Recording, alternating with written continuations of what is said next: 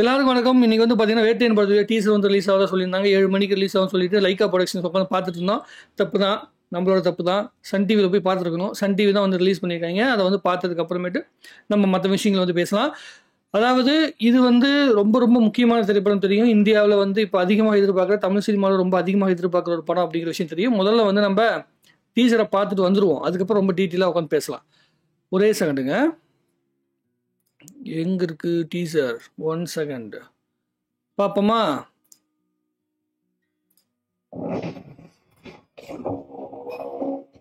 Do you know who these officers are?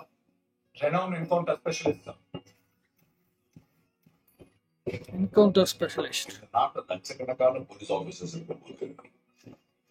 இவங்களும் அடையாளம் தெரியல. ஹவுஸ் பாஸ். Most dangerous criminals தைரியமா என்கவுண்டர் பண்றது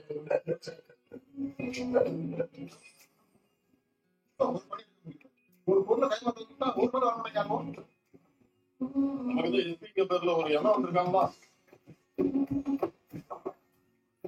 எஸ்பி அந்த எஸ்பி ட்ரான்ஸ்ஃபர் அடிப்பாங்கல்ல.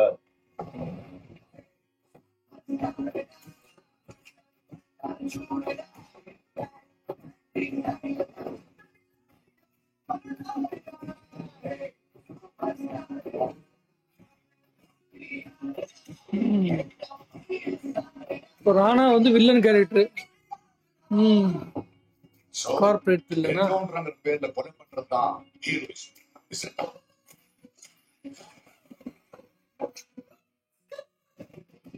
என்கவுண்டர்ங்கிறது குற்றம் செஞ்சவர்களுக்கு கூட்ட தண்டனை மட்டும் இல்லை, இனிமே இந்த மாதிரி குற்றம் நடக்கக்கூடாது என்பதற்கு எடுக்கிற முன்னெச்சரிக்கை நடவடிக்கை.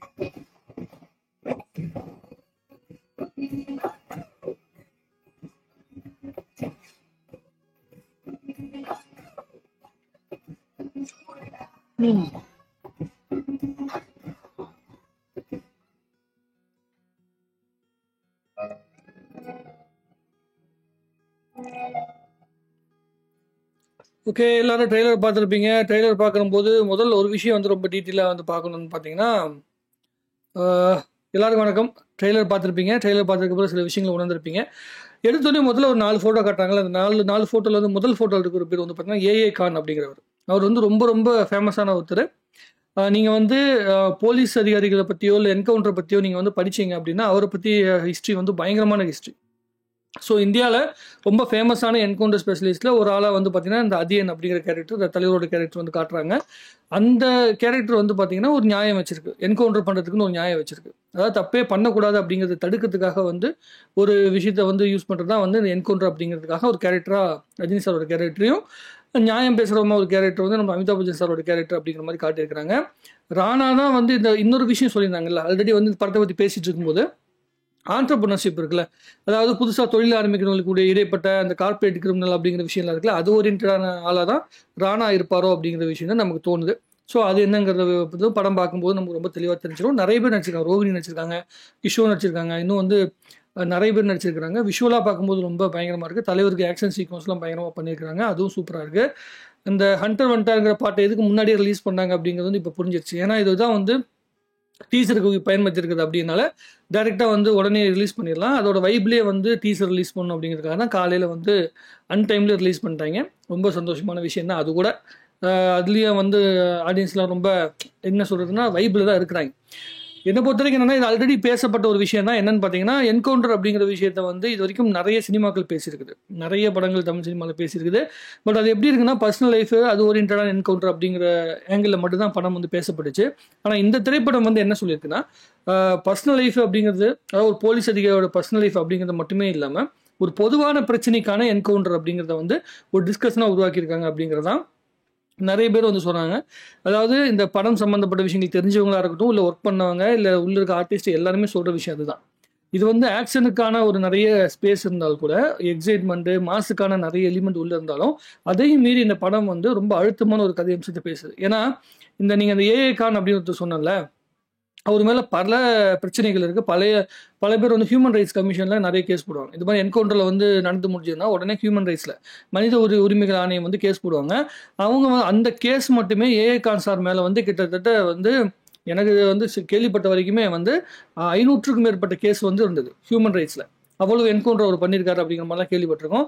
இன்னொரு விஷயம் என்னன்னா, இந்த மும்பை அண்டர்வேர்ல்டுன்னு சொல்றாங்கல்ல, நம்மளுடைய வரதராஜன் முதலியார் சார் எல்லாம் வந்து நிறைய வருது, நம்ம வேல் நாயக்கர் கதையெல்லாம் இருக்குல்ல, அந்த மாதிரி வந்து தாராவி முழுக்க இருந்த அந்த அண்டர்வேர்ல்டு முழுக்க வந்து கண்ட்ரோல் பண்ற விஷயத்த வந்து பாத்தீங்கன்னா அந்த ஏஐ கான் சார் தான் பண்ணார்.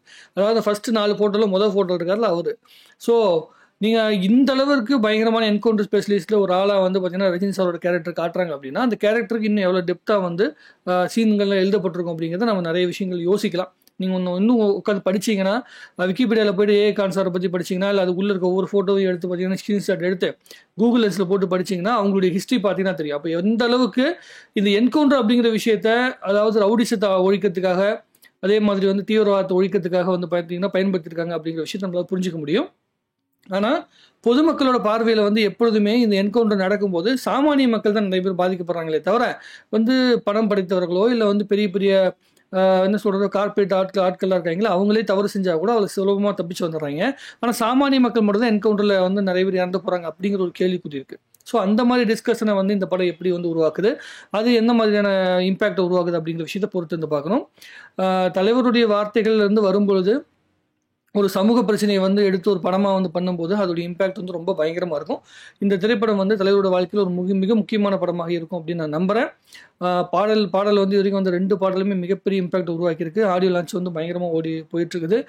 ரொம்ப எக்ஸைட்மெண்ட்டோடு எல்லாம் காத்துட்ருக்காங்க. தலைவருடைய ஸ்பீச் தான் இன்னும் பயங்கரமான ஒரு இடத்த வந்து கொண்டு வந்து சேர்த்தோம் அப்படின்னு நான் நம்புகிறேன். ஏன்னா இந்த படத்துக்குள்ள என்ன வந்து டெப்தான விஷயங்கள் இருக்குது அப்படிங்கிறது இன்னைக்கு தலைவரோட பேச்சை கேட்டிங்கனாலே தெரிஞ்சிடும். இந்த படம் பார்க்கறதுக்கு என்ன மனநிலைக்குள்ளே வரணும் அப்படிங்கிறத அவர் ஃபுல்லாக வந்து மைண்ட் செட் பண்ணிடுவாப்புல. ஸோ அந்த மைண்ட் செட்டோடு அவர் என்ன பேசுகிறாரு அப்படிங்கிற விஷயத்தை பார்க்கறதுக்காக நானும் பயங்கர ஆர்வமாக காத்துட்ருக்கிறேன். இன்னும் அடுத்த அப்டேட் வரும்போது ஆடியோ லான்ச்சோடைய அந்த கிளிப்ஸ்லாம் வந்ததுக்கு அப்புறமேட்டு ஆடியோ லான்ச்சில் என்ன நடந்துச்சு அப்படிங்கிற விஷயத்தை பார்த்த பிறகு, தலைவருடைய பேச்சை கேட்ட பிறகு மற்ற விஷயங்களை வந்து நம்ம நிறைய பேசலாம். உங்களுக்கு டீச்சரை பார்த்த உடனே என்ன பிடிச்சிருந்தது? விஷுவல் பிடிச்சிருந்ததா, இல்லை வந்து பார்த்தீங்கன்னா அமிதாப் பச்சன் சாரும் ரஜினி சாரும் வந்து பார்த்தீங்கன்னா அந்த கிளாஷ் காட்டும்போது அவங்க 2 பேருக்கு இடைப்பட்ட, அதாவது ஒரே டிபார்ட்மெண்ட்டுக்குள்ள ஒருத்தர் வந்து ஒரு விஷயத்துக்காக போராடுறாரு, அமைதி தான் சரியான விஷயத்துக்கு போராடுறாரு.